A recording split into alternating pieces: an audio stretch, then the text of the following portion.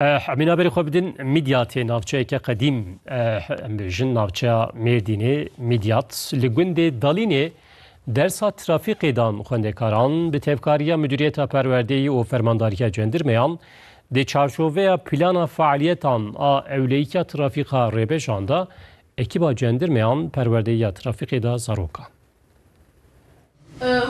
Hocam yerin üzerinde gider hocam yollar. Ekiba cendermeyan derbarê bikaranîna derbasokên peyayan lembeyên trafîkê û rêzikên trafîkê de agahî dan zarokan. Birden fazla yolun kesiştiği noktalara biz kavşak diyoruz, tamam mı? Giringiya rêzikan û divê mirov çima guh bide wan rêzikan yek bi yek ji xwendekaran re gotin.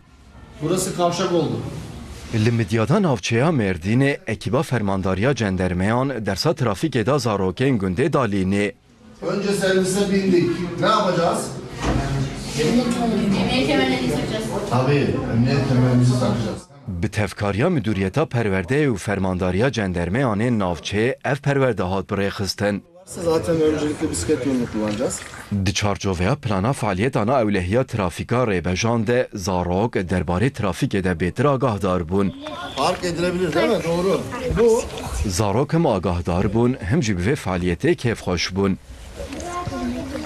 park etmek ve bıraklamak yasak. Em gundê me Midyatê Dalînê ne Dalînê mekteba me vê de em hatina zarokê me em gelek eğitim û faaliyet dikin em yek ji wayê xweşî gohêja îro trafîqê de ekîbê me Midyatê jandarma û yê emniyetê trafîq hatine vê de zarokê me bê çi qural ji bo çiya Emulo zanîbûna wana pêştir bibin. Em yek kamera xwekin em bêjin ji fara be telefonê neşteğilin sağ be ji bo hatin. İro jandarma hatin mer trafîkê elmandin gelek hoş bû.